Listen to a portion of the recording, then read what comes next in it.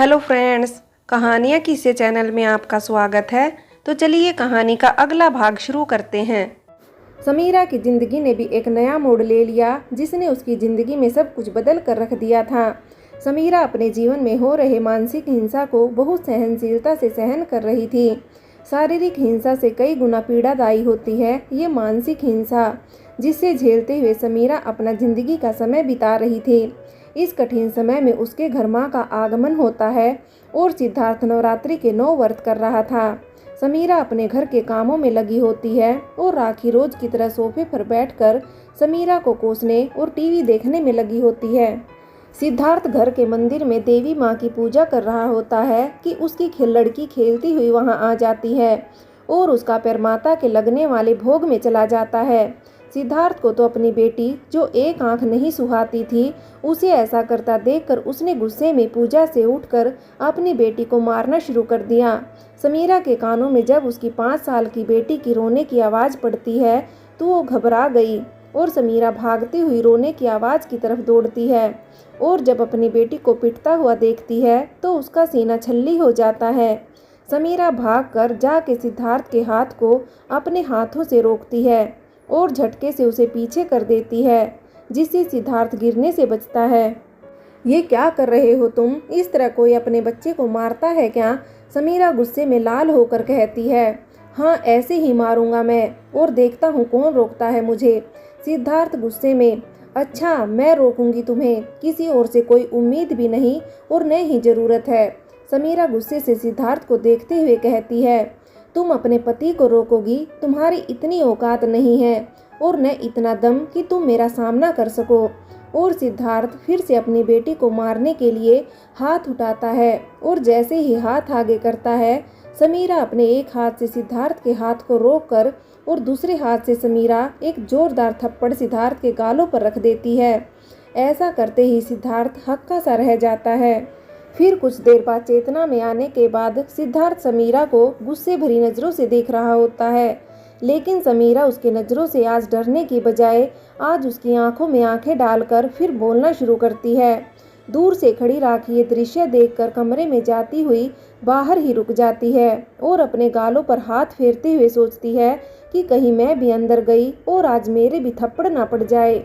और उस दृश्य को अपने मन में सोचकर वो बहुत तेज अपना सिर ना में हिलाती है और खुद से ही राखी कहती है, नहीं राखी, अंदर जाकर पिटने से बढ़िया है बाहर रहकर सब देखने में भलाई है।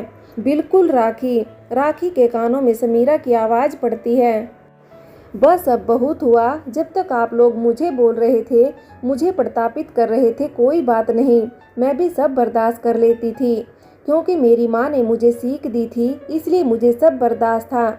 लेकिन आज तो आप लोगों ने हद कर दी। अपने घृणित मानसिकता को प्रदर्शित करने में कोई भी कसर नहीं छोड़ी। कोई बाप कितना भी बुरा क्यों न हो, लेकिन अपनी औलाद को जल्लादों की तरह नहीं मारता है, जैसे कि तुम कर रहे हो। तुम तो देवी के भक्त हो ना, उनकी ही पूजा आराधना कर रहे थे और तुम्हें इतना भी नहीं पता कि छोटी बच्ची उन्हीं का रूप होती है और तुम उन्हीं के रूप को इतनी निर्दयता से मार रहे थे। आज तुम लोगों ने मेरी माँ द्वारा दी उस सीख से उत्पन्न सब्र के बांध की हर सीमा को तुड़वा दिया है और आज मैंने मर्यादा की सीमा भी लांघ दी बिना किसी संकोच के, क्योंकि एक पत्नी, एक बहू, एक बहन, एक बेटी सब कुछ सहन कर लेती है, चाहे वो शारीरिक प्रताड़ना हो या मानसिक। लेकिन जब एक माँ अपने बच्चे पर हो रहे प्रताड़ना को देखती है तो वो हर रिश्ते को भूल जाती है और फिर वो अपने बच्चे के लिए अन्नपूर्णा का रूप त्याग कर काली के रूप को धारण करने में एक पल नहीं लगाती है और अपनी हर मर्यादा को उतार कर एक पल में ताक पर रख देती है। समीरा गुस्से में काली की तरह गर्जना करते हुए, तुम लोगों ने मुझे पापा जी की मौत का जिम्मेदार बनाया, मैंने वो भी हंसते हंसते सहन कर लिया कि कोई नहीं, माँ ने अपनी बेशकीमती चीज़ अपने जीवन साथी को खोया है और तुमने अपने पिता को खोया है, पर जब तुम लोगों ने मुझे ही मेरी बेटी की मृत्यु के लिए उसका अपराधी बनाया तो मैं अंदर तक टूट गई। कभी तुमने या तुम्हारी माँ ने ये सोचा कि उस नन्ही सी जान को मैंने 9 महीने अपने पेट में रखा था, वो मेरी पहली औलाद थी। पहली औलाद माँ के लिए कितनी स्पेशल होती है। लेकिन नहीं, तुम घृणित मानसिकता वाले लोगों को क्या फ़र्क पड़ता है।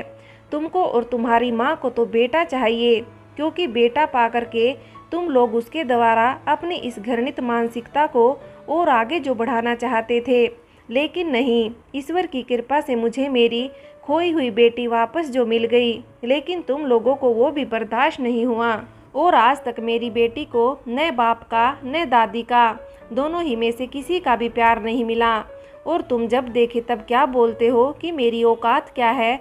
अरे तुम्हारी क्या औकात है जो अपनी बीवी के होते हुए दूसरी औरतों के साथ संबंध बनाता है, हर जगह मुंह मारता फिरता है।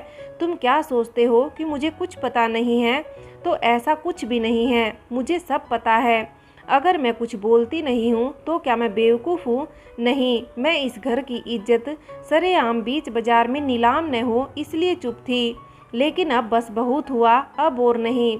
अपने आप को कुलछड़ी, बेहया, खा जाने वाली और पता नहीं क्या बोलना सुनूंगी।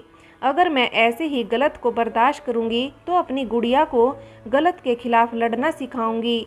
तो अब बस मैं ही अपने माँ की सीख के आगे अपने नाम के मतलब को भूल गई थी। लेकिन अब और नहीं, अब मुझे मेरे नाम का मतलब याद करने का वक्त आ गया है। मुझे याद आ गया है कि मैं उस प्रथम शक्ति का अंश हूँ। समीरा गुस्से में लाल आंखें करके सिद्धार्थ को देखकर सब एक सांस में बोल जाती है। चलो अच्छा है तुम्हें पता चल गया, मैं वैसे भी तुम्हें बोलने ही वाला था कि मैं अब तुम्हें या तुम्हारी इस बेटी को और नहीं देख सकता।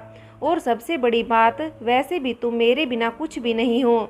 अगर मेरा नाम तुम्हारे नाम के साथ नहीं होगा तो तुम कुछ भी नहीं हो इस समाज में।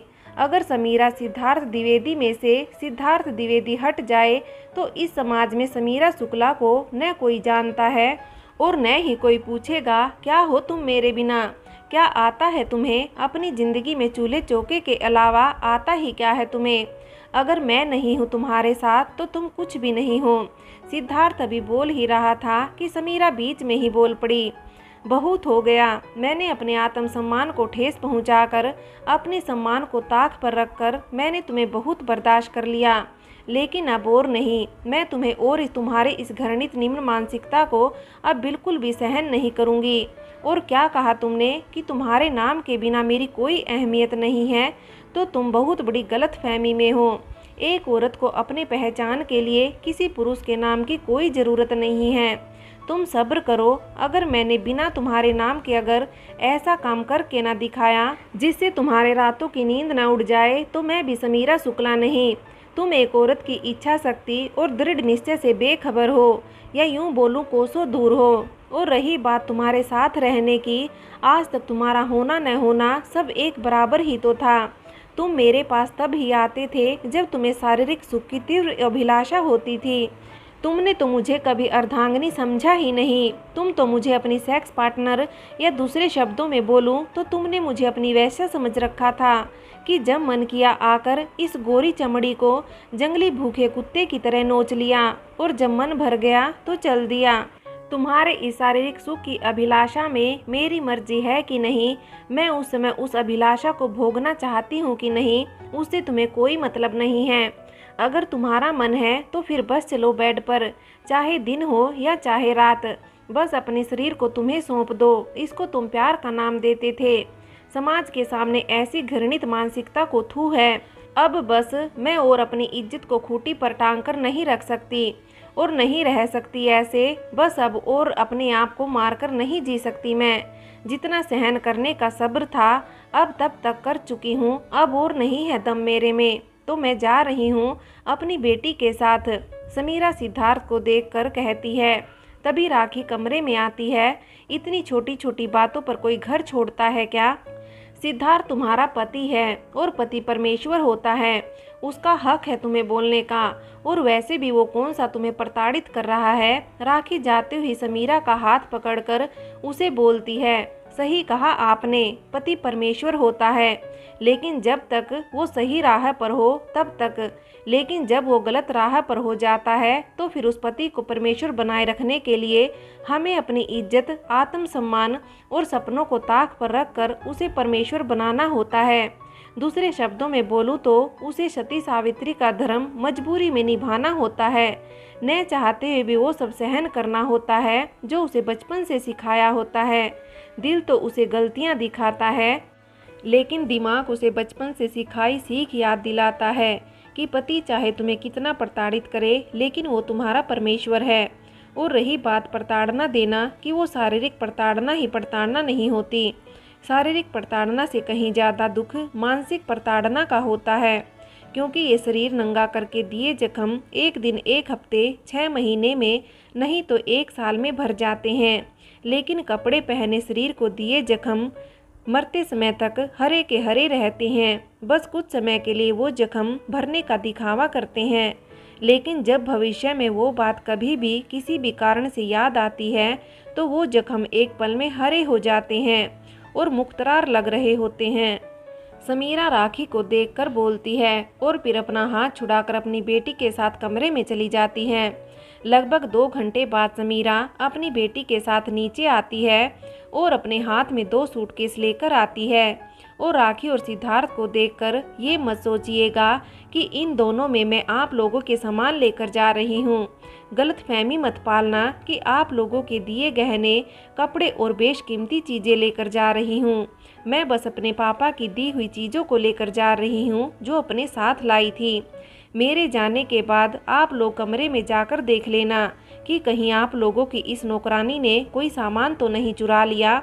इतना बोलकर समीरा दरवाजे की तरफ अपनी बेटी के साथ आगे बढ़ती है और कुछ कदम चल कर रुकती है और पीछे मुड़कर तेज आवाज़ में एक बात जाते जाते बोल दूं, एक औरत को कभी किसी मर्द की ज़रूरत नहीं होती है अपनी पहचान बनाने के लिए इस समाज में, लेकिन एक मर्द को हर कदम पर एक औरत चाहिए, चाहे वो जन्म लेने के लिए माँ के रूप में, अपनी ज़िंदगी में एक जीवन साथी पत्नी के रूप में, चाहे अपने कामों को करवाने के लिए, अपार निश्चल प्यार के लिए बहन के रूप में।